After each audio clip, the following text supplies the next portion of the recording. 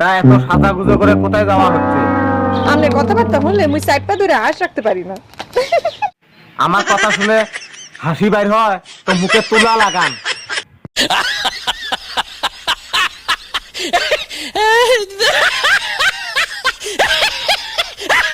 মোরে চিন্তাচ্ছ? হ্যাঁ চাচা চিনতে পারছি। হ্যাঁ, হাসি খুশির দিন শেষ, এখন নাকের পানি আর চোখের পানি। হ্যাঁ কিন্তু কেন? না আমি আর চোখের পানি নাকের পানি ফেলবো না। না করলে আমি বুঝবো কেমন তারা। সব কথা কি তোমাকে ভাঙ্গে বলতে হবে?